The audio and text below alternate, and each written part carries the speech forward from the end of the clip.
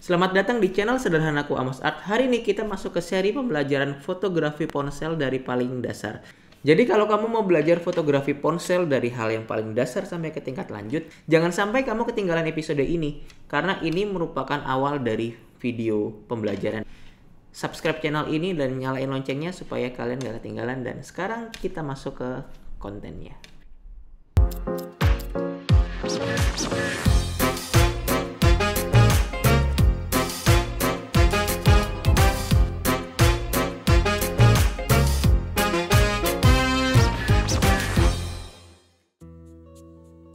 Suasana baru nih guys, kita agak gelap-gelap dikit. Nah sebelumnya nih aku pengen cerita nih. Dulu awal aku pegang kamera itu aku inget banget pas aku semester 2 di jurusan desain grafis. Kan waktu itu kan jurusan desain grafis itu kan ada pelajaran fotografi, dan sebenarnya nggak diharuskan buat aku harus beli kamera sih. Tapi kan pembelajaran fotografi otomatis nggak bisa dong aku pinjam-pinjam. Jadinya aku beli kamera DSLR untuk yang pertama kalinya. Kamera pertamaku itu D3000. Udah lama banget sih kalau kalian tahu itu D3000 itu. Tahun berapa ya? Dulu aku beli tuh tahun 2012. Ingat banget aku waktu pas pertama kali aku pegang kamera itu, aku belajar setting-settingannya, aku belajar dasar-dasar fotografinya. Cari tahu apa itu ISO, diafragma, shutter speed, picture style, dan banyak hal settingan dari kamera DSLR tersebut. Hal-hal ini merupakan sebuah hal baru sih buat aku pada saat itu. Dan kalau misalnya kalian yang baru pegang kamera denger hal-hal tadi kayak ISO, shutter speed, dan diafragma, picture style segala macam, kalian pasti ngerasa itu apaan ya? Kayak gitu dulu, itu yang aku alamin. Tapi seiring berjalannya waktu, aku pelajarin beberapa hal tersebut, itu lama-lama aku jadi kayak biasa. Sama aja nanti kayak kalian, kalau misalnya kalian ngikutin seri pembelajaran ini sampai ke akhirnya, nanti kalian akan ngerasa oh gitu doang ternyata.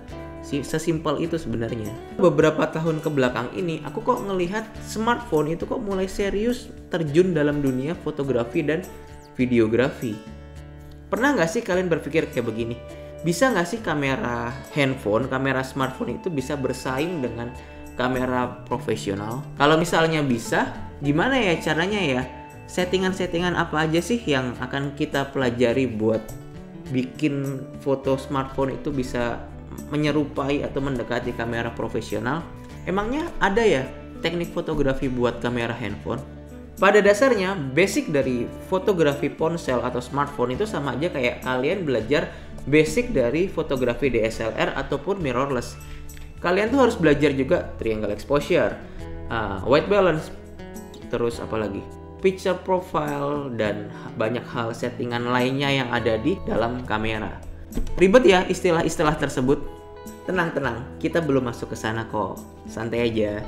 Perbedaan dari fotografi ponsel atau smartphone dengan fotografi kamera DSLR atau mirrorless itu adalah kalau misalnya kita buka aplikasi dari smartphone ini, dasar dari aplikasi yang ada di smartphone ini adalah kita moto secara auto nih teman-teman. Jadi saat aku masuk ke kamera seperti ini, itu tuh settingan kamera langsung menyesuaikan pencahayaan yang ada. Contoh kalau misalnya ini aku taruh fokus di tengah gini, jadi kamera ini secara auto itu mengatur settingan yang paling pas buat titik yang aku arahkan itu. Nah setelah dapat seperti itu, fokusnya juga langsung dapat, tinggal aku tarik ke bawah buat ngegelapin, atas buat nerangin. Kamera sendiri yang akan ngatur settingan triangle exposure itu, kayak ISO-nya harus berapa, shutternya harus berapa, diafragmanya harus berapa, itu nanti handphone kalian yang mengatur. Jadi semuanya serba auto. Gimana? Gampang kan? Jadi kalian nggak perlu pakai settingan manual kalau misalnya kalian ngerasa settingan manual itu belum dibutuhkan. Di dalam settingan kamera, kalian juga bisa nemuin garis pembantu. Jadi kalau misalnya nih kamu pertama kali masuk ke kamera, ini aku coba kasih record lagi ya. Jadi saat kamu pertama kali masuk ke kamera seperti ini kan nggak ada settingan gridnya nih ya. Kalau kalian lihat di monitor sekarang, ini kan kalau kalian lihat ini nggak ada settingan gridnya. Nah, cara mengaktifkan gridnya itu kamu masuk ke setting. Ini aku settingannya di iPhone ya. Aku masuk ke setting, setelah aku masuk ke setting terus aku cari fungsi kamera. Terus dari tulisan composition kamu masuk ke grid kamu nyalain. Setelah grid kamu nyalain, kamu masuk ke kamera lagi, lalu di kamera kamu itu kayak ada ini nih, ada garis-garis ini. Fungsi dari garis-garis ini adalah membantu kamu buat nentuin garis lurus dari sebuah foto. Contoh misalnya nih, kamu mau foto begini buat foto pemandangan. Kalau misalnya kamu mau foto pemandangan tapi gambarnya miring-miring kan jadinya agak aneh ya. Nah, gimana caranya biar bisa lurus? Itu kamu menggunakan grid ini nih, ngebantu kalian buat bikin gambar menjadi lebih lurus. Ngebantu garis ini tuh pasti ngebantu kamu buat dapetin garis horizonnya gitu, garis horizontalnya kayak gitu. Selain untuk membantu kamu buat dapetin garis horizontalnya, grid ini itu ngebantu kamu buat nentuin komposisi buat fotografi kamu. Nggak selesai di sini. Dalam dunia fotografi ponsel, kalian juga bisa nemuin yang namanya filter. Filter itu kalau di kamera DSLR itu kayak picture style ya, mungkin picture style kayak gitu. Jadi dia itu memberikan warna-warna yang unik buat pengalaman fotografi dan videografi kalian. Nah, kalau misalnya kalian lihat di handphone kalian ya, itu cara ngaktifinnya tuh kalau di handphoneku tuh dari foto aku geser, terus kalian cari yang ada titik 3 bulat 3 itu tapi ngegabung jadi satu, masuk ke bagian atas. Nah, ini itu merupakan filter. Kalau misalnya nih kalian lihat di monitor ini nih, di handphoneku ini tuh aku bisa geser-geser ya. Ini ada standarnya seperti ini, terus aku geser ke vivid, ada tulisannya vivid, terus ada vivid warm, ada vivid cool, ada dramatic warm, dan banyak settingan lainnya. Ini tuh memberikan kesan yang nggak biasa dari settingan handphone kalian gitu, jadi lebih unik gitu sih maksudnya. Setiap smartphone itu mempunyai filter color yang berbeda-beda. Contoh, filter color di iPhone 11 ku ini lebih banyak dibanding filter color yang ada di iPhone 7 ku yang lagi ngerekam itu. Jadi setiap handphone itu mempunyai karakter filter color yang berbeda-beda. Oke, selanjutnya ini hal yang sederhana tapi sometimes terkadang tuh kalian tuh lupa terhadap hal ini. Apa itu? Aspek rasio. Aspek rasio itu apa sih? Nah, aspek rasio itu gampangnya begini. Aspek rasio itu ukuran foto yang kalian akan buat. Beberapa sarana berbagi foto, contoh misalnya kayak Instagram. Untuk feed Instagram itu kan kalau misalnya kalian lihat itu kan bentuknya square ya. Nah, kalau square itu berarti aspek rasionya 1:1 gitu. Terus kalau misalnya aku pengen IG story, kalau misalnya aku pengen IG story kan berarti bentuknya berdiri ya, vertikal begitu kan. Kalau vertikal berarti hitungannya itu 9:16. Itu apa sih? 9:16, 1:1. Jadi gini nih, sederhananya tuh kayak begini. Jadi misalnya nih 16:9. 16 itu tuh bagian sininya nih, bagian lebarnya, dan 9 itu bagian tingginya. Terus kalau misalnya aku buat begini, kalau aku buat begini berarti bagian bawahnya itu berapa? Bagian bawah itu yang angka depan itu 9, terus bagian belakangnya itu ini 16. Itu kalau misalnya aku bikinnya vertikal, atau biasanya orang bilang portrait ya. Terus kalau yang kayak begini kan orang biasa bilang apa? Landscape kan. Orang bilang landscape. Ada yang bilang horizontal, ada yang bilang tiduran, fotonya sambil tiduran. Bukan kita tiduran, tapi maksudnya gayanya fotonya itu dibikin kayak begini, tiduran bukan berdiri gitu kan, biasa orang bilangnya kayak gitu.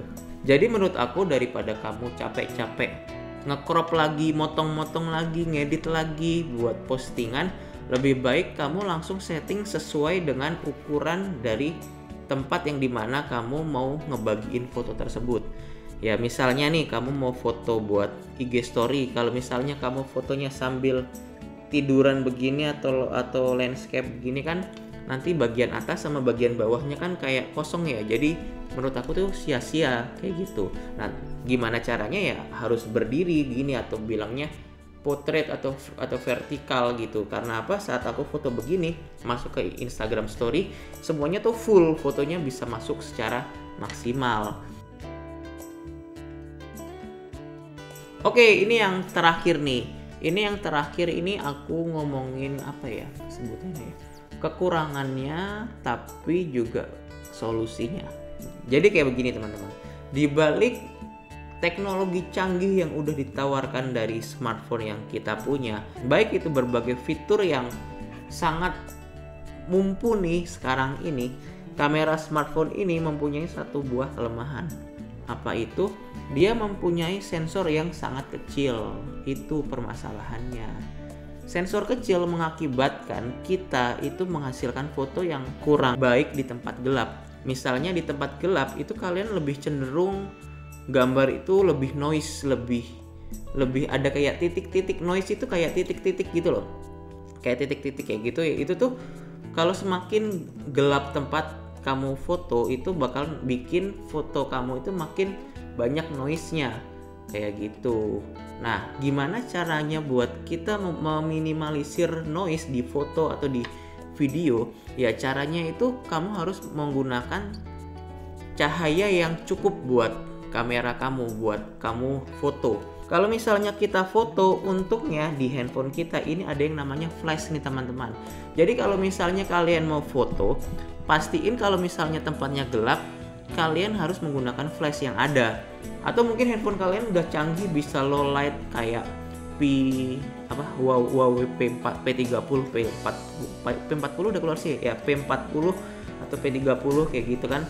Itu sih aku kurang tahu ya bisa atau enggak. Yang jelas iPhone ini kalau buat foto tempat gelap sih agak memble gitu. Jadi kalau misalnya di tempat gelap, aku sih biasanya menggunakan sebuah flash bawaan kameraku sih. Jadi tinggal aku aktifin doang. Setelah aktif aku bantu buat foto atau aku bantu pakai buat video. Menurutku beberapa hal yang udah kita bahas tadi itu sudah lebih dari cukup untuk kita memulai dasar fotografi buat smartphone. Yang harus kalian lakuin sekarang adalah ambil smartphone kalian, praktekin apa yang kita udah bahas tadi, terus upload di Instagram, dan jangan lupa tag ke Instagramku ya, amosart.id. Aku pengen ngeliat foto kalian yang aku yakin sih kualitasnya udah pasti luar biasa canggih, luar biasa keren pastinya, aku yakin banget. Tolong di foto terus di tag aku ya, biar kita bisa sharing bareng. Ya udah, kayaknya segini dulu ya sharing kita pada kali ini, pada video hari ini. Like video ini kalau kalian suka, dan dislike video ini kalau kalian ngerasa video ini nggak berguna sama sekali. Jangan lupa subscribe dan nyalain loncengnya ya. Kita ketemu lagi di seri fotografi ponsel selanjutnya. Aku Amos, dan jangan sampai alat menghalangi kalian buat berkarya. Dadah.